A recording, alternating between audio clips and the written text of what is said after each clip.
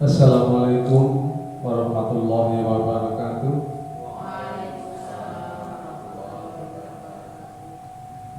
Bismillahirrahmanirrahim. Alhamdulillahirabbil alamin. Wabihi nasta'inu ala umuri dunya waddin. Wassalatu wassalamu ala asrofil anbiya'i wal mursalin Sayyidina wa maulana Muhammadin wa ala alihi wa ashabihi ajma'in, amma ba'du.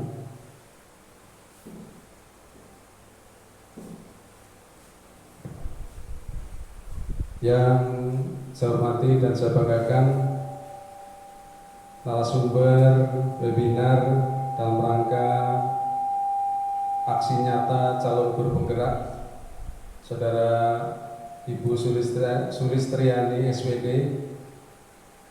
Yang saya hormati segenap peserta webinar pada siang hari ini. Marilah senantiasa kita memanjatkan rasa syukur kita biqaulina alhamdulillahirabbil alamin, karena limpah taufik hidayah serta inayahnya sehingga pada siang hari ini kita bisa mengikuti kegiatan webinar dalam rangka pengembasan budaya positif yang disampaikan oleh Ibu Sulistriani SPD. Salawat serta salam mudah-mudahan tercurah pada junjungan kita Nabi Muhammad sallallahu alaihi wasallam, yang kita semuanya menantikan syafaatnya besok di hari akhir. Amin, amin, ya rabbal alamin. Peserta webinar yang saya hormati, apa yang akan disampaikan oleh Ibu Sulistriani adalah suatu bentuk pengimbasan budaya positif yang merupakan aksi nyata sebagai calon guru penggerak. Harapan kami selaku kepala sekolah, yang pertama, budaya positif ataupun pengimbasannya harapan kami bisa dilaksanakan di sekolah setelah kegiatan ini selesai, baik ke siswa maupun ke teman-teman guru di sekolah, khususnya umumnya di lingkungan pendidikan di Kecamatan Atimulyo. Baik dari segi positif dari kehadiran, kedisiplinan, maupun dari segala bentuk yang bernilai positif yang muaranya berimbas pada peningkatan mutu pendidikan di sekolah yang kita cintai ini. Itu mungkin yang boleh sampaikan. Silahkan nanti bersama-sama kita ikuti webinar ini dengan sebaik-baiknya. Mudah-mudahan bisa menghasilkan suatu ilmu yang bermanfaat bagi kita semua. Amin, amin, amin. Akhiran, wassalamualaikum warahmatullahi wabarakatuh.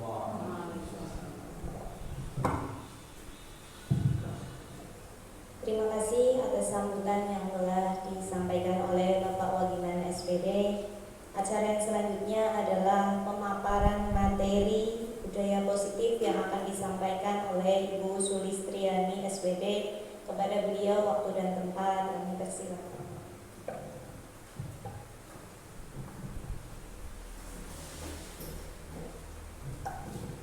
Terima kasih atas kesempatan yang diberikan kepada saya. Sebelumnya, Assalamualaikum warahmatullahi wabarakatuh. Salam dan bahagia Bapak Ibu guru hebat.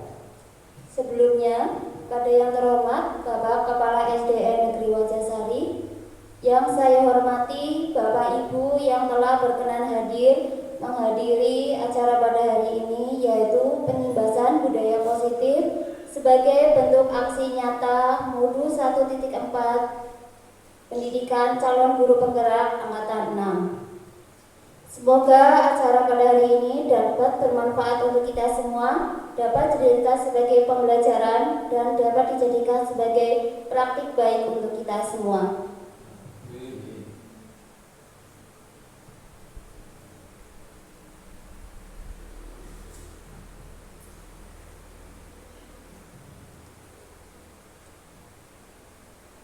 Sebelumnya Bapak Ibu, perkenalkan nama saya Sulistriani. Saya calon guru penggerak angkatan 6 dari SD Negeri Wajasari, Kabupaten Kebumen, dengan fasilitator Ibu Nikmatul Holidah dan Ibu pengajar praktik yaitu Ibu Wiwin Sulandari.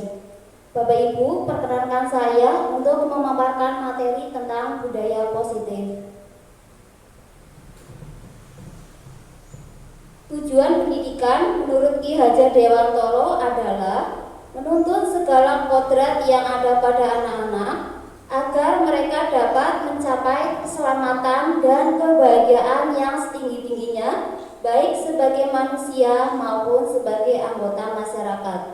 Murid diberi kesempatan untuk mengembangkan minat, bakat, serta potensinya sebagai individu yang unik. Sementara itu, guru harus memberikan tuntunan dan pedoman agar murid tidak kehilangan arah dan dapat menemukan kemerdekaan belajar. Bapak Ibu, di sini kita sebagai pendidik, kita seharusnya itu sebagai penuntun, bukan penuntut. Jadi masing-masing siswa itu memiliki bakat dan minat masing-masing. Jadi kita itu tidak bisa memaksakan ke anak didik kita, kamu harusnya seperti ini. Nah, kita sebaiknya menuntun. Mereka itu punya minat, bakat masing-masing, punya cita-cita masing-masing. Jadi tugas kita itu menuntun supaya mereka itu dapat mencapai cita-cita mereka, karena mereka masih anak-anak, belum dapat berjalan sendiri, belum tahu mana yang benar dan mana yang salah. Nah, sebagai seorang guru, kita hendaknya menuntut mereka sesuai dengan bakat dan minat mereka supaya menuju sesuai dengan cita-cita mereka. Budaya positif di sekolah sangatlah penting untuk dikembangkan. Hal ini dikarenakan di sekolah merupakan bagian dari tripusat pendidikan, tempat tumbuh dan berkembangnya karakter siswa. Salah satu langkah membentuk lingkungan kelas yang mendukung terciptanya budaya positif yaitu dengan menyusun kesepakatan kelas atau keyakinan kelas, sehingga siswa memiliki keyakinan dan kesadaran akan penerapan disiplin berdasarkan motivasi internal, sehingga memiliki karakter yang kuat sesuai profil pelajar Pancasila dan tujuan pendidikan yang diharapkan. Sebelumnya, definisi dari budaya positif itu sendiri adalah nilai-nilai, keyakinan-keyakinan, serta kebiasaan-kebiasaan di sekolah yang berpihak pada murid agar murid dapat berkembang menjadi pribadi yang kritis, penuh hormat, serta bertanggung jawab. Disiplin merupakan suatu proses pembelajaran. Disiplin positif merupakan suatu pendekatan yang mendidik anak untuk melakukan kontrol diri dan pembentukan kepercayaan diri. Disiplin berbeda dengan hukuman, meskipun disiplin sering diterapkan dengan menggunakan teknik hukuman.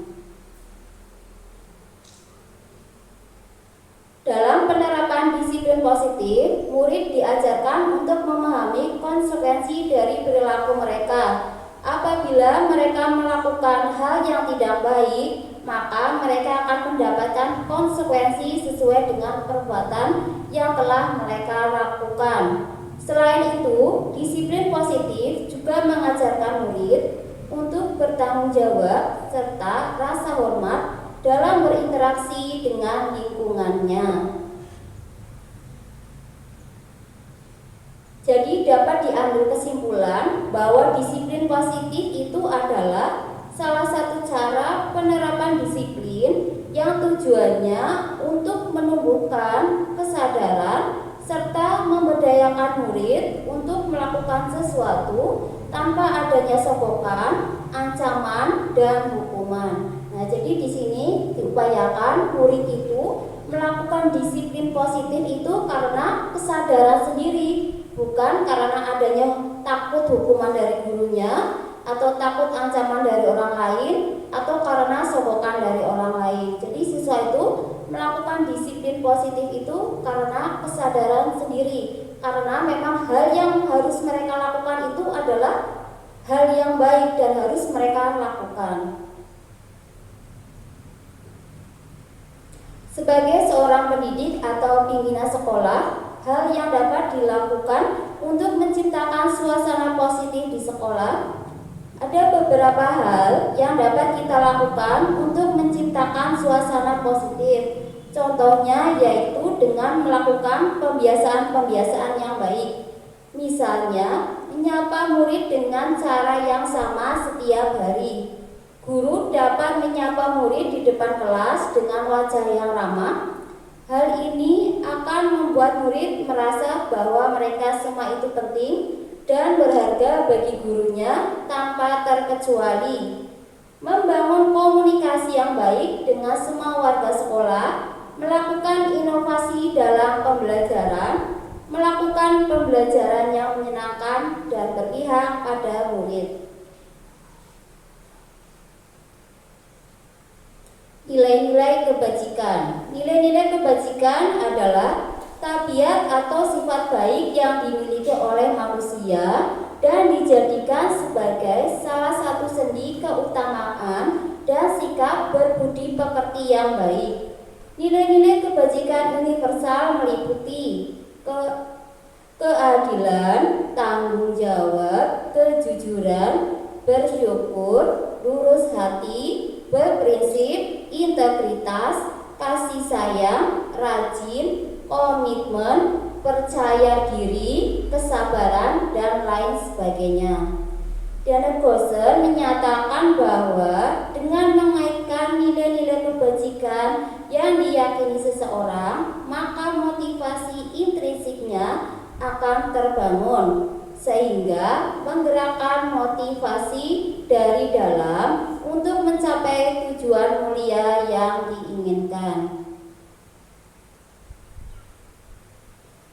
Disiplin positif itu akan melahirkan nilai-nilai kebajikan. Nah, kali ini saya memilih salah satu nilai kebajikan, yaitu profil pelajar Pancasila. Nilai-nilai kebajikan pada profil pelajar Pancasila yang pertama, beriman dan bertakwa kepada Tuhan Yang Maha Esa dan berakhlak mulia. Yang kedua, berkebinekaan global. Yang ketiga, bergotong royong. Yang keempat, mandiri. Yang kelima, bernalar kritis. Dan yang terakhir, kreatif. Teori motivasi, hukuman dan penghargaan, serta restitusi. Janet Gosser dalam bukunya Restructuring School Discipline menyatakan ada 3 motivasi perilaku manusia. Yang pertama, untuk menghindari ketidaknyamanan atau hukuman. Ini adalah tingkat terendah dari motivasi perilaku manusia. Biasanya, orang yang motivasi perilakunya untuk menghindari hukuman atau ketidaknyamanan akan bertanya, apa yang akan terjadi apabila saya tidak melakukannya? Sebenarnya mereka sedang menghindari permasalahan yang mungkin muncul dan berpengaruh pada mereka secara fisik, psikologis maupun tidak terpenuhinya kebutuhan mereka bila mereka tidak melakukan tindakan tersebut. Motivasi ini bersifat eksternal. Ya, motivasi ini berasal dari luar diri kita. Misalnya anak itu melakukan sesuatu itu karena takut hukuman, bukan karena kesadaran diri sendiri, tapi karena takut hukum gurunya, misalnya seperti itu. Jadi anak itu tidak melakukan kesalahan itu karena takut gurunya, takut hukuman. Yang kedua, untuk mendapatkan imbalan atau penghargaan dari orang lain. Satu tingkat di atas motivasi yang pertama, di sini orang berperilaku untuk mendapatkan imbalan atau penghargaan dari orang lain. Orang dengan motivasi ini akan bertanya, apa yang akan saya dapatkan apabila saya melakukannya? Mereka melakukan sebuah tindakan untuk mendapatkan pujian dari orang lain yang menurut mereka penting dan mereka letakkan dalam dunia berkualitas mereka. Mereka juga melakukan sesuatu untuk mendapatkan hadiah, pengakuan, atau imbalan. Motivasi ini juga bersifat eksternal, ya. Ini juga motivasinya bersifat eksternal atau dari luar diri sendiri. Misalnya anak melakukan sesuatu itu karena dia dikasih imbalan oleh gurunya, dia dikasih hadiah oleh gurunya, bukan karena dari dalam diri dia itu ingin melakukan itu, tapi karena ingin diberikan imbalan. Yang ketiga, untuk menjadi orang yang mereka inginkan dan menghargai diri sendiri dengan nilai-nilai yang mereka percaya. Orang dengan motivasi ini akan bertanya, akan menjadi orang seperti apa apabila saya melakukannya? Mereka melakukan sesuatu karena nilai-nilai yang mereka yakini dan hargai, dan mereka melakukannya karena mereka ingin menjadi orang yang melakukan nilai-nilai yang mereka yakini tersebut. Ini adalah motivasi yang membuat seseorang memiliki disiplin positif karena motivasi perilakunya bersifat eksternal bukan internal. Ya, ini motivasinya dari dalam diri sendiri karena meyakini nilai-nilai yang mereka yakini dan hargai. Misalnya seorang siswa itu melakukan sesuatu itu karena dia itu tahu hal itu baik, tidak karena takut dihukum gurunya, tidak karena ingin diberi hadiah atau ingin dipuji temannya atau ingin dipuji gurunya, tapi karena mereka menyadari bahwa hal tersebut memang harus mereka lakukan. Sebagai langkah awal untuk penerapan budaya positif, bisa dimulai dengan membuat kesepakatan kelas atau keyakinan kelas. Dalam pelaksanaannya, kesepakatan kelas atau keyakinan kelas ini harus melibatkan peserta didik. Menurut Goosen, suatu keyakinan akan lebih memotivasi seseorang dari dalam atau memotivasi secara intrinsik. Seseorang akan lebih bergerak atau tergerak dan bersemangat untuk menjalankan keyakinannya daripada hanya sekedar mengikuti serangkaian peraturan. Bu, kemarin saya sudah melakukan atau melaksanakan pembuatan keyakinan kelas. Dalam pembuatannya ini, saya itu membuatnya itu bersama dengan murid-murid saya, tidak hanya saya ataupun hanya murid saya, tetapi saya membuatnya itu dengan murid saya. Karena keyakinan kelas itu disebut juga kesepakatan. Jadi aturan-aturannya itu kesepakatan antara semua warga kelas. Dalam pembuatan kesepakatan ini, saya bebaskan siswa untuk menuliskan impian-impian mereka di dalam kelas yang seperti apa yang mereka ingin impikan. Karena anak-anak belum mengetahui keyakinan kelas, yang mereka tahu itu peraturan kelas. Nah, supaya mereka itu lebih mudah menyampaikannya, menuliskannya, saya bebaskan mereka menuliskannya dengan bahasa mereka yang mereka tahu. Karena mereka itu tahunya peraturan, jadi bahasanya itu bahasa seperti peraturan saya perbolehkan, namun saya tulis kembali. Misalnya yang nomor 1, jujur. Kemarin siswa saya ada yang menuliskan tidak boleh mencontek temannya. Nah, kata tidak boleh itu masih peraturan. Nah, makanya saya ganti menjadi jujur. Tidak hanya mencontek saja, tapi untuk semua hal. Yang kedua, datang tepat waktu. Kemarin ada yang tulisnya tidak boleh datang terlambat. Lalu saya tulis lagi menjadi datang tepat waktu. Karena apabila tidak boleh datang terlambat itu masih berupa peraturan, bukan keyakinan. Yang selanjutnya, melaksanakan piket kelas. Terus selanjutnya, berdoa sebelum dan sesudah belajar. Yang kelima, bersikap sopan dan hormat kepada semua orang. kemarin ada siswa yang menuliskan tidak boleh mengejek temannya. Nah, kalimatnya itu masih berupa seperti peraturan. Nah, saya ganti menjadi harus bersikap sopan dan hormat kepada semua orang, ya, tidak hanya kepada teman, tidak hanya kepada guru, tetapi kepada semua orang. Selanjutnya, berpakaian rapi, lalu menjaga kebersihan. Kemarin murid saya ada yang menuliskan tidak boleh membuang sampah sembarangan. Nah, kalau muridnya tidak boleh membuang sampah sembarangan itu masih berupa peraturan. Makanya saya ganti menjadi menjaga kebersihan. Yang selanjutnya, meminta izin. Ketika pembelajaran kelas, anak menyadari terkadang ada yang keluar tanpa izin. Nah, kemarin ada yang menuliskan tidak boleh keluar kelas meninggalkan pelajaran. Nah, saya ganti menjadi meminta izin. Selanjutnya, bertanggung jawab. Kemarin ada siswa saya yang menuliskan harus mengerjakan tugas rumah atau PR.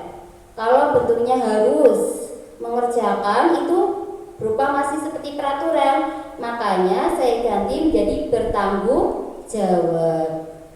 Yang selanjutnya, komitmen. Nah, untuk peraturan kelas ini kita buatnya bersama, kesepakatan bersama, tidak harus banyak. Yang penting siswa itu bisa tahu apa saja yang harus mereka lakukan ketika di kelas.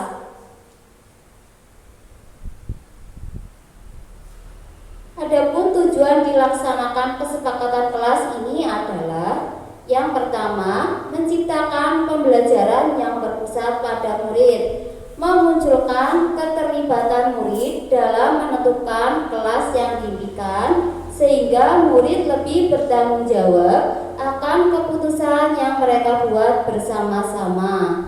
Yang ketiga, menumbuhkan komunikasi efektif antara murid dan guru. Nah, dalam pembuatan kesepakatan kelas ini, yang mereka tuliskan itu adalah kelas seperti apa yang mereka inginkan, kelas seperti apa yang mereka impikan. Nah, itu berdasarkan membuatnya itu bersama, bukan hanya dari saya, tetapi juga dari murid-murid saya.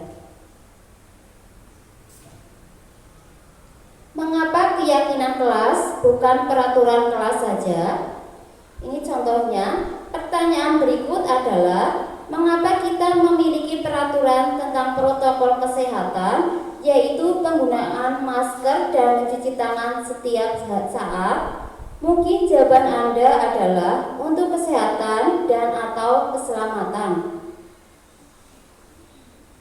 Nilai-nilai keselamatan atau kesehatan inilah yang kita sebut sebagai suatu keyakinan, yaitu nilai-nilai kebajikan atau prinsip-prinsip universal yang disepakati bersama secara universal, lepas dari latar belakang suku, negara, bahasa, maupun agama.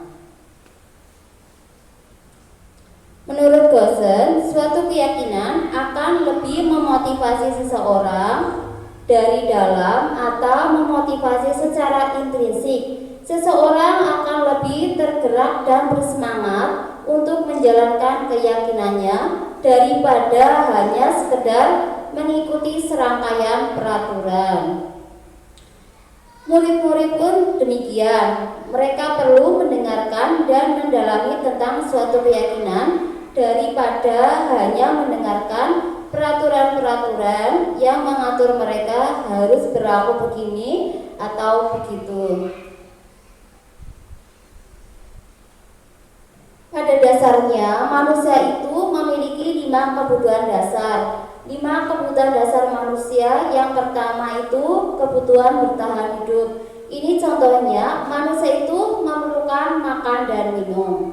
Bapak Ibu, terkadang juga kita menjumpai di kelas seorang anak itu misalnya belum saatnya istirahat, tetapi anak tersebut mengatakan kepada kita, "Bu, istirahat, Bu." Nah, itu karena kebutuhan dasar mereka yang pertama, kebutuhan dasar bertahan hidup. Karena mungkin mereka ingin beli jajan, karena ingin makan atau minum, mungkin karena pagi harinya sebelum berangkat belum sarapan.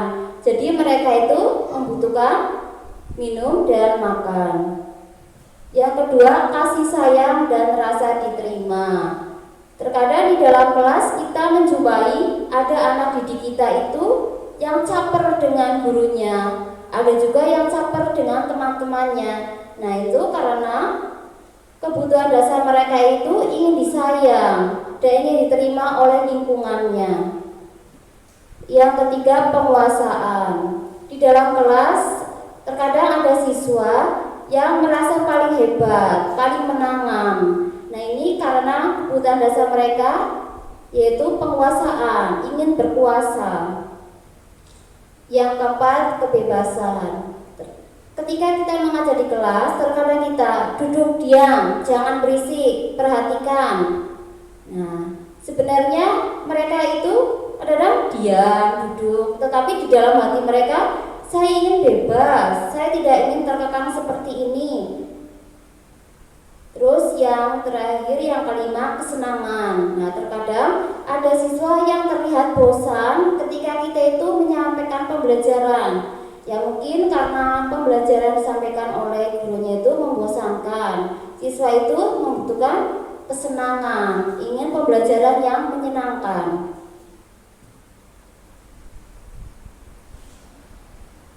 Lima, posisi kontrol. Melalui serangkaian riset berdasarkan pada teori kontrol Dr. William Glasser, Gosen berkesimpulan ada 5 posisi kontrol yang diterapkan oleh seorang guru, orang tua, ataupun atasan dalam melakukan kontrol. Kelima posisi kontrol tersebut adalah yang pertama penghukum, yang kedua pembuat rasa bersalah, yang ketiga teman, yang keempat pemantau, dan yang kelima manajer. Posisi kontrol yang pertama itu penghukum. Seorang penghukum bisa menggunakan hukuman fisik maupun verbal. Orang-orang yang menjalankan posisi penghukum senantiasa mengatakan bahwa sekolah memerlukan sistem atau alat yang dapat lebih menekan murid-murid untuk lebih dalam lagi. Guru-guru yang menerapkan posisi penghukum akan berkata, patuhi aturan saya atau awas, kamu selalu saja salah, selalu pasti selalu yang terakhir selesai. Guru seperti ini senantiasa percaya hanya ada satu cara agar pembelajaran bisa berhasil, yaitu dengan cara dia. Ciri khas penghukum adalah nada suara yang tinggi, bahasa tubuh misalnya mata melotot dan jari menunjuk-nunjuk menghardik, misalnya terlambat lagi, pasti terlambat lagi, selalu datang terlambat, kapan bisa datang tepat waktu.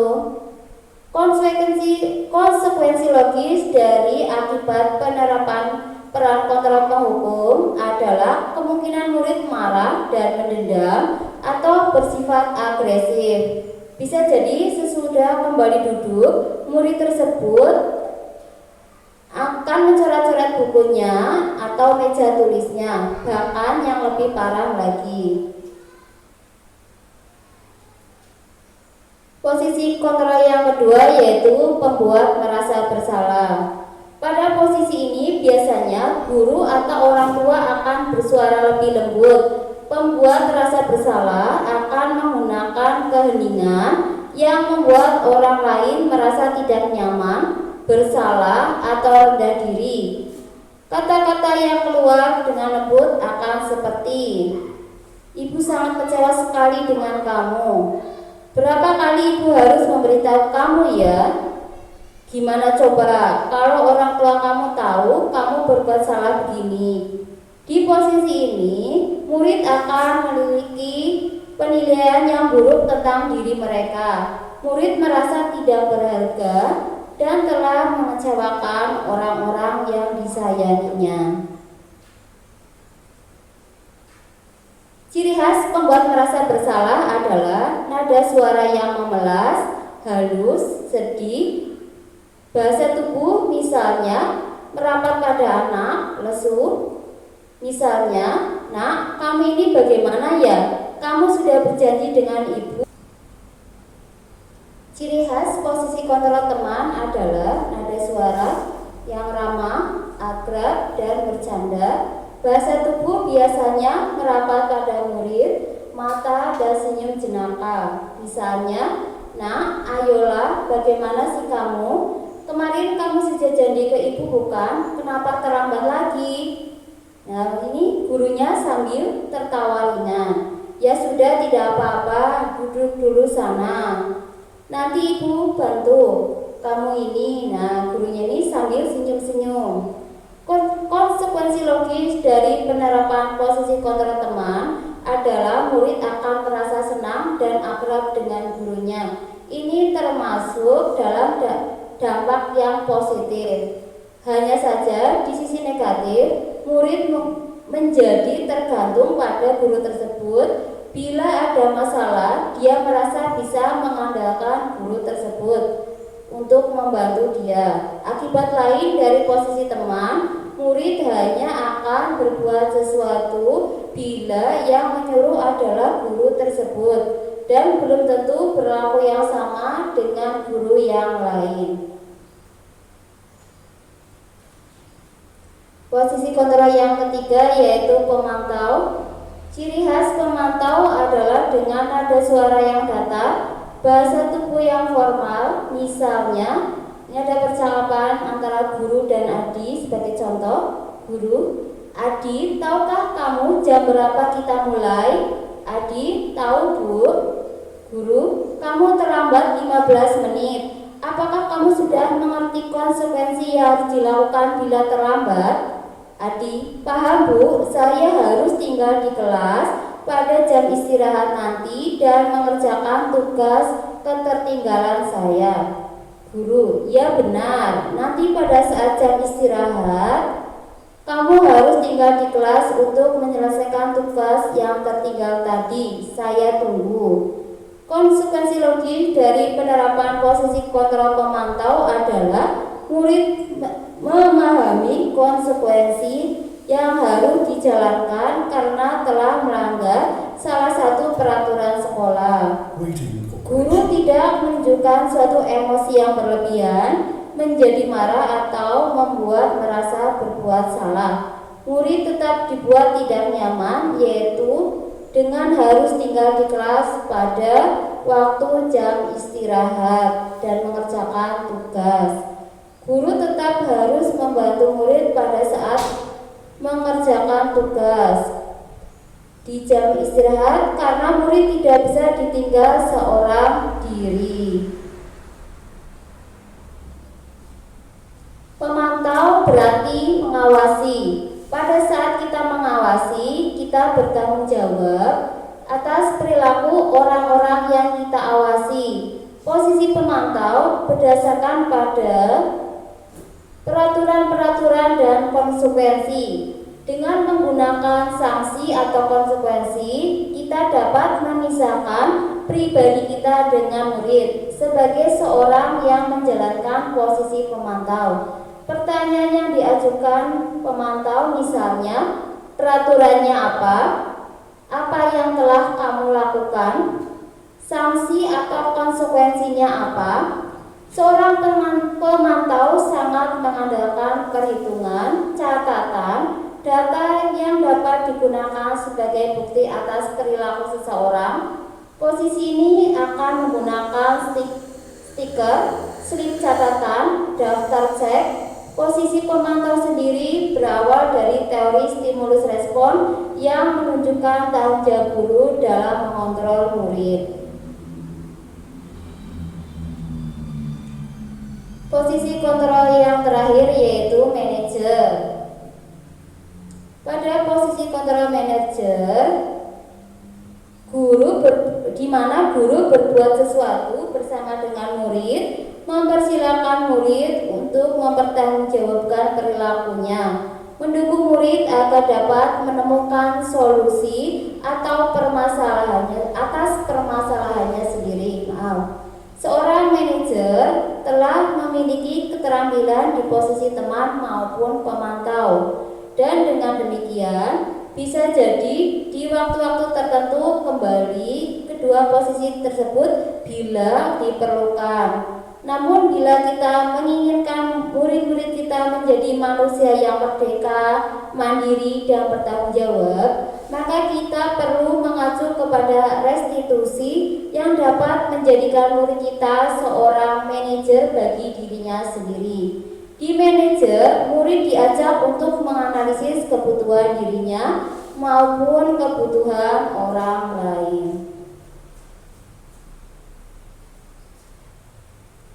Bisa jadi dalam praktik penerapan disiplin sehari-hari kita akan kembali ke posisi teman atau pemantau karena murid yang ditangani belum siap diajak berdiskusi atau diundang melakukan restitusi. Namun perlu disadari tujuan akhir dari 5 posisi kontrol seorang guru adalah pencapaian posisi manajer, di mana di posisi manajer inilah murid dapat menjadi pribadi yang mandiri, merdeka, dan bertanggung jawab atas segala perilaku dan sikapnya, yang pada akhirnya dapat menciptakan lingkungan yang positif, nyaman, dan aman. Ciri khas posisi kontrol manajer adalah nada suara yang tulus, bahasa tubuh tidak kaku, mendekat ke murid. Misalnya, ini ada percakapan antara guru dan adik. Ini sebagai contoh. Guru, "Nah, apakah kamu mengetahui jam berapa sekolah dimulai?" Adik, "Tahu Bu, jam 7. Guru, "Ya, jadi kamu terlambat. Kira-kira bagaimana kamu akan memperbaiki masalah ini?" Adik, "Saya bisa menanyakan teman saya Bu untuk mengejar tugas yang tertinggal."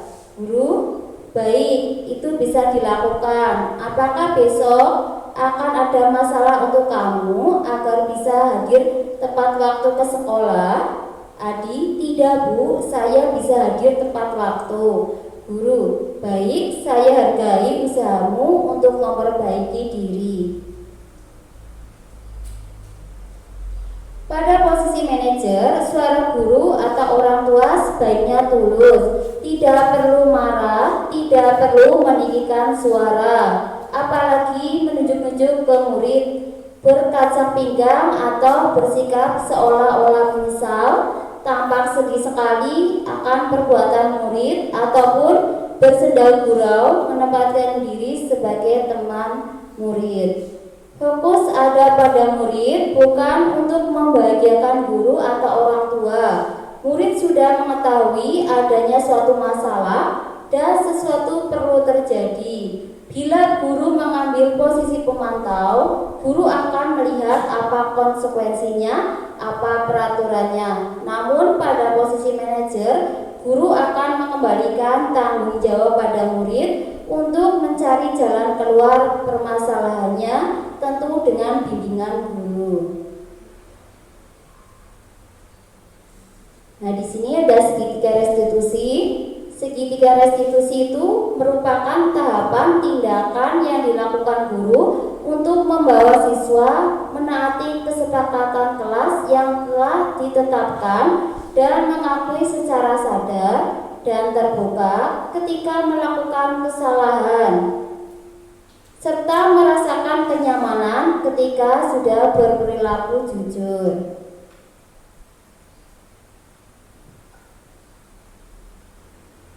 Segitiga restitusi itu memiliki 3 sisi. Sisi yang pertama itu menstabilkan identitas, sisi yang kedua validasi tindakan yang salah, dan yang ketiga menanyakan keyakinan.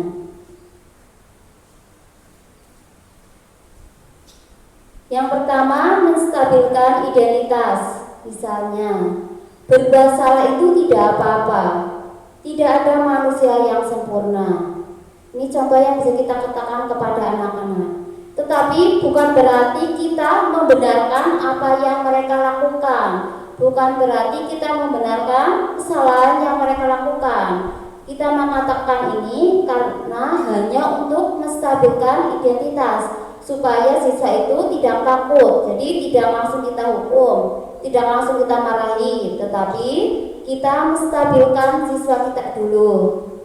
Yang selanjutnya, saya juga pernah melakukan kesalahan seperti itu. Nah, kita sampaikan ke siswa bahwa kita sebagai guru pun pernah melakukan kesalahan. Selanjutnya, kita bisa menyelesaikan ini. Kita katakan kepada siswa bahwa kita itu bisa menyelesaikan masalah yang dihadapi siswa. Lalu, bapak atau ibu tidak tertarik mencari siapa yang salah, tapi bapak atau ibu ingin mencari solusi dari permasalahan ini. Nah, kita sampaikan ke anak-anak bahwa kita itu bukan mencari siapa yang benar atau siapa yang salah. Karena yang mau kita cari di sini adalah solusi untuk memecahkan masalah anak tersebut. Selanjutnya, kamu berhak merasa begitu. Lalu, apakah kamu menjadi teman yang baik buat dirimu sendiri?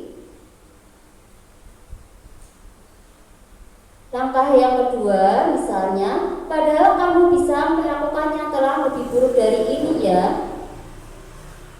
Yang kedua, kamu pasti punya alasan mengapa melakukan hal itu. Nah, di sini kita cari alasan mengapa dia melakukan kesalahan itu, mengapa dia melakukan hal tersebut. Yang ketiga, kamu patut bangga pada dirimu sendiri karena kamu telah melindungi sesuatu yang penting buatmu. Yang keempat, kamu boleh mempertahankan sikap itu, tapi kamu harus menambahkan sikap yang baru. Nah, yang ini kita arahkan kepada siswa kita. Sikap baru yang sebaiknya dilakukan. Ini adalah sikap-sikap positif, supaya anak tersebut ingat bahwa hal yang dilakukannya itu tidak benar dan harus ditambahkan sikap yang baru, tetapi sikapnya yang positif. Setelah menstabilkan identitas, yang kedua validasi tindakan yang salah, langkah yang selanjutnya itu menanyakan keyakinan. Apa yang kita percaya sebagai kelas atau keluarga? Yang kedua, apa nilai-nilai umum yang telah kita sepakati? Nah, kita ingatkan lagi nilai-nilai keyakinan kelas yang sudah dibuat bersama. Kita kaitkan kesalahan yang anak tersebut lakukan dengan kesepakatan kelas yang telah dibuat bersama. Yang ketiga, apa bayangan kita tentang kelas yang ideal? Selanjutnya, kamu mau jadi orang yang seperti apa? Nah, misalnya anak itu menjawab, "Bu, saya ingin menjadi orang yang sukses." Kita tanyakan lagi ke anak tersebut, apakah dengan melakukan hal tersebut akan menjadikan kamu menjadi orang yang sukses? Apakah dengan kamu melaksanakan kesalahan tersebut, kamu menjadi orang yang sukses? Nah, kita berikan pertanyaan-pertanyaan yang memancing mereka supaya mereka itu mengingat kembali kesalahan mereka dan keyakinan yang telah mereka sepakati bersama.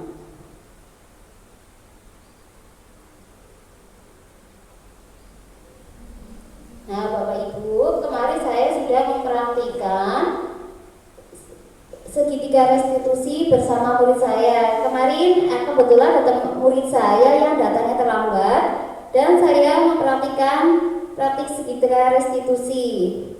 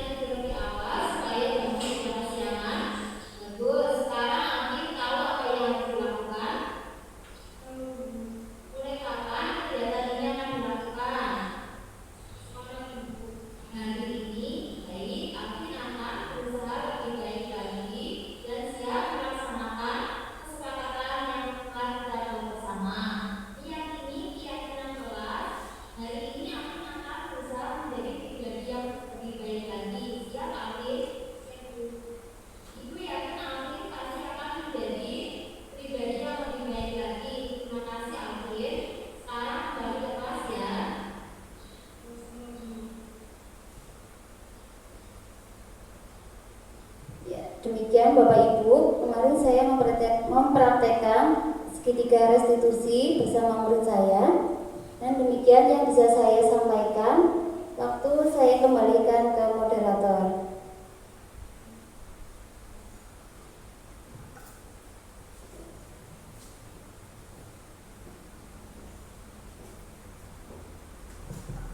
Terima kasih atas penyampaian materi yang telah disampaikan oleh narasumber.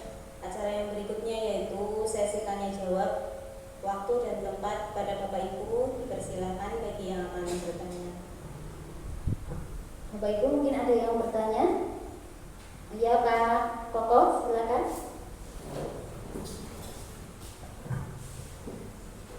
Ya, terima kasih atas kesempatannya. Di sini saya akan menanyakan tentang dalam pembuatan keyakinan kelas. Dalam pembuatan keyakinan kelas, apakah kita harus menggunakan kalimat-kalimat yang positif? Ya, terima kasih.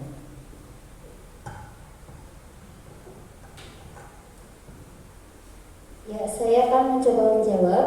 Dalam pembuatan keyakinan kelas, sebaiknya itu menggunakan kalimat atau kata-kata yang positif, karena kalau misalnya kata-katanya seperti tidak boleh, nah itu kan kata-kata negatif dan masih bentuknya seperti peraturan, bukan keyakinan. Jadi sebaiknya ketika membuat keyakinan kelas itu menggunakan kata-kata yang positif, misalnya jujur, bertanggung jawab, berkomitmen, seperti itu. Mungkin Bapak Ibu yang lain ada yang mau menanyakan?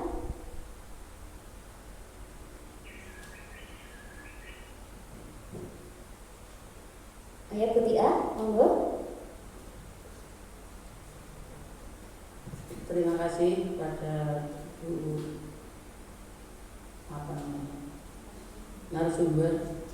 Sini saya akan bertanya, bagaimana pelaksanaan segitiga restitusi untuk siswa kelas rendah yang belum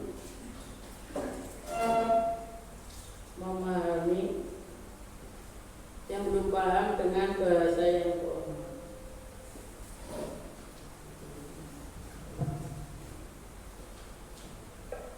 Ya baik, Ibu, saya akan coba menjawab. Untuk kelas tinggi, kemarin saya kan kelas tinggi, jadi anak itu sudah paham dengan bahasa saya. Tetapi kalau untuk kelas rendah, mungkin kalau kita menggunakan bahasanya yang formal, siswa itu belum paham dengan apa yang kita sampaikan. Nah, kalau untuk kelas rendah, kita itu bisa menggunakan kalimat-kalimat yang mereka pahami, bahasa-bahasa yang mereka pahami, sehingga itu mereka paham dengan apa yang kita sampaikan, tidak harus dengan kalimat-kalimat yang formal. Gitu Bu. Yang lain mungkin ada yang bertanya lagi, atau sudah cukup?